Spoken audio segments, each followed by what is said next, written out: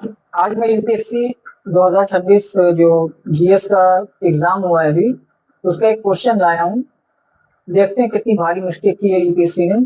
मतलब मुझे लग रहा है ना कि यूपीएससी वाले कह रहे हैं कि सिर्फ एस्पिरेंट ही अपने आप को अपडेट करें, करंट अफेयर पढ़ें, और एग्जामिनर को करंट अफेयर पढ़ने की जरूरत नहीं है।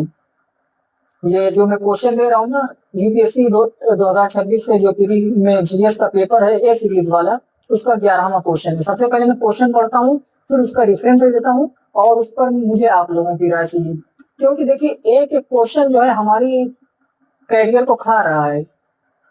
जिन बेचारों का लास्ट अटेम्प्ट रहा होगा उनके ऊपर क्या बीत रही होगी अगर वो कैसे भी इस एग्जाम को या इस क्वेश्चन पेपर में क्वेश्चन को सॉल्व करके कट ऑफ को पार किए होंगे, और बाई लक अगर उनका ये क्वेश्चन गलत हो गया होगा तो। जबकि ये क्वेश्चन यूपीएससी ने इसका आंसर ही गलत दिया है पूरी तरीके से। मैं पहले क्वेश्चन पढ़ता हूँ, उसके बाद इस पर बात करते हैं हम लोग। देखिए, क्वेश्चन ये है कि निम्नलिखित अभिकथन पर विचार कीजिए।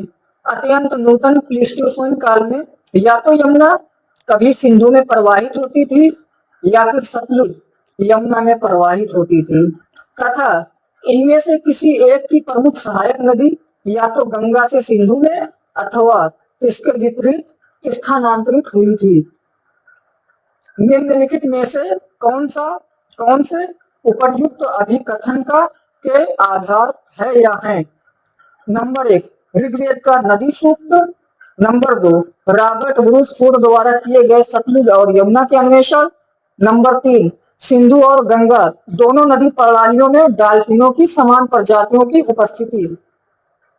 नीचे दिए गए कूट का प्रयोग कर उत्तर चुनिए। ए में है केवल 1, बी में है केवल 2, सी में है केवल 1 और 2, डी में है केवल 3। अब जो यूपीएससी ने आंसर माना इसमें, तो वही माना है कि गंगा और सिंधु नदी में जो डॉल्फिन की प्रजातियां हैं वो दोनों समान हैं। मतलब यूपीएससी ने सीरीज 1 क्वेश्चन नंबर 11 में आंसर डी माना है, केवल 3 वाला। मतलब अब हम लोग देखते हैं सबसे पहले जो रेफरेंस इसका है कि ये क्वेश्चन कैसे गलत है। तो मेरे पास देखिए, मरीन मैमल साइंस की एक वेबसाइट है, मैं उस पर गया तो उसमें दिया है कि endangered South Asian river dolphins are two different species scientist find. इसका कहने का मतलब है कि वैज्ञानिकों ने खोजा है कि जो साउथ एशिया रिवर की डॉल्फिन है वो 2 अलग अलग प्रजाति की है, समान नहीं है। या फिर इनकी खोज गलत है, या फिर यूपीएससी का जो एग्जामिनर है उसने क्वेश्चन सेट किया वो गलत है। या तो साइंटिस्ट गलत हो सकता है या फिर एग्जामिनर। दूसरी चीज, 10 अप्रैल 2021 को द हिंदू भी यही सेम बात बोलता है कि वैज्ञानिकों ने खोजा गंगा और सिंधु नदी में पाई जाने वाली जो डॉल्फिन है उनकी प्रजाति अलग अलग है। अब मैं देख रहा हूँ कुछ चपड़गंजू ऐसे भी हैं जो यूपीएससी के इस क्वेश्चन को सपोर्ट कर रहे हैं। मतलब यूपीएससी खुद कह रहा है हम लोगों से कि करंट अफेयर पढ़ते रहो, अपने आप को अपडेट करते रहो। लेकिन ये 10 अप्रैल 2021 की रिपोर्ट है, 2021 से 2026 आ गया। अब इतनी 4 से 5 सालों में यूपीएससी खुद को अपडेट ना कर सका। मुझे लग रहा है कि एग्जामिनर खुद ही कम नॉलेज वाला है, वो सिर्फ जो कॉपी किताब उठाया ओल्ड वाली देखा उसी को लाकर चेप दिया इस क्वेश्चन पेपर में। अगर ये चेपा नहीं गया तो इसका आंसर यूपीएससी कैसे डी मान रही है? या फिर इन साइंटिस्ट की खोज गलत है, या तो यूपीएससी का एग्जामिनर गलत है। बाकी आप लोग बताइए। दूसरी चीज, इसी एक क्वेश्चन के बदौलत देखा जाए तो कुछ ऐसे भी यूपीएससी के एस्पिरेंट 2026 में होंगे जिनका लास्ट अटेम्प्ट रहा होगा। जिनका लास्ट अटेम्प्ट रहा होगा, हो सकता है कि बाई लक वो सक्सेस पा जाते प्री में, लेकिन इस एक क्वेश्चन का गलत आंसर देकर वो आउट ऑफ कट ऑफ हो जाएंगे। मतलब गलत जो आंसर देंगे वो अपने हिसाब से नहीं, वो यूपीएससी के हिसाब से देंगे। जब यूपीएससी ने गलत आंसर को सही माना है तो कैसे? और मुझे लग रहा है कि कुछ इसी तरह से जो नए नए आईएएस और आईपीएस बन रहे हैं वो भी गलत को सही मान रहे हैं।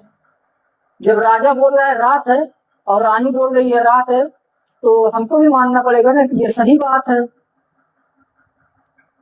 और मुझे लगता है कि अब यूपीएससी एक कब्रिस्तान बन चुका है और उसमें सिर्फ एस्पिरेंट की लाश दफनाई जाती है यूपीएससी एग्जाम के नाम पर।